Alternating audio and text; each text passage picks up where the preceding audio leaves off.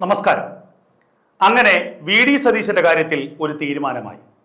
മുഖ്യമന്ത്രി കസേര സ്വപ്നം കണ്ട് കഴിഞ്ഞ 4-4.5 വർഷക്കാലം തെരുവു തോറും മുഖ്യമന്ത്രി പിണറായി വിജയനെ മൈക്ക് കെട്ടി തെറി വിളിച്ച, നിയമസഭയിലടക്കം പിണറായി വിജയന്റെ മുഖത്ത് നോക്കി മിസ്റ്റർ പിണറായി എന്ന് ആവർത്തിച്ച് വിളിച്ച, കേരളത്തിൽ അങ്ങോളം ഇങ്ങോളം ഓടി നടന്ന് പ്രതിപക്ഷത്തിനെതിരെ വാതോരാതെ പ്രസംഗിച്ച കേരളത്തിന്റെ പ്രതിപക്ഷ നേതാവ് വി ഡി സതീശന്റെ കഥ ഏറെക്കുറെ തീർന്നു.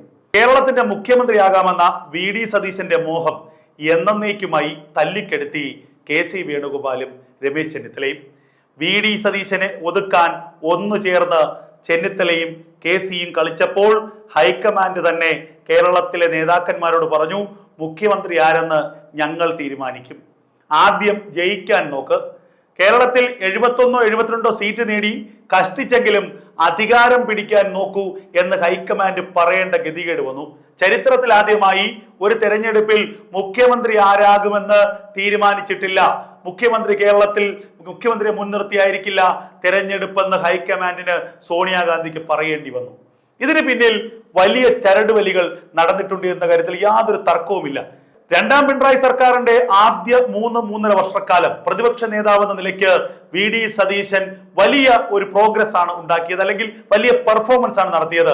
വളരെ കൃത്യമായി തന്നെ കാര്യങ്ങൾ പഠിക്കുകയും ആരുടെ മുഖത്ത് നോക്കിയും കാര്യങ്ങൾ വ്യക്തമായി പറയുകയും ചെയ്യുന്നത് ഒരു വി ഡി സതീശന്റെ ശൈലിയായിരുന്നു.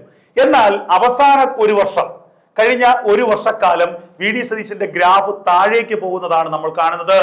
അപ്രതീക്ഷിതമായി രമേശ് ചെന്നിത്തലയും കെ സി വേണുഗോപാലും കളത്തിലേക്ക് ഇറങ്ങുന്ന കാഴ്ചയും നമ്മൾ കണ്ടു. കെ സി വേണുഗോപാലിനെ സംബന്ധിച്ച് കേന്ദ്രത്തിൽ ഇനി അടുത്തൊരു 8-10 വർഷത്തേക്ക് അല്ലെങ്കിൽ 10-15 വർഷത്തേക്ക് വലിയ പണിയൊന്നുമില്ല.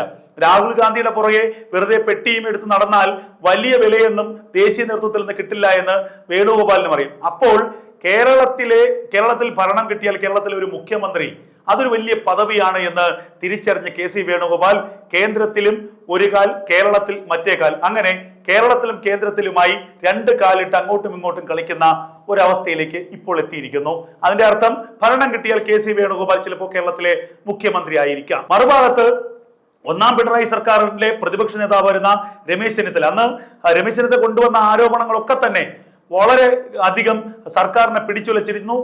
വളരെ വലിയ പെർഫോമൻസ് ആണ് രമേശ് ചെന്നിത്തല അന്ന് കാഴ്ചവെച്ചത്. എന്നാൽ രണ്ടാം പിണറായി സർക്കാരിലേക്ക് എത്തിയപ്പോൾ പ്രതിപക്ഷ നേതാവ് സ്ഥാനം തനിക്ക് വേണ്ട എന്ന് പറഞ്ഞ് ഒഴിഞ്ഞു മാറിയ രമേശ് ചെന്നിത്തല കഴിഞ്ഞ ഒരു വർഷത്തിനിടയിൽ ഗംഭീരമായ തിരിച്ചുവരവാണ് നടത്തിയത്.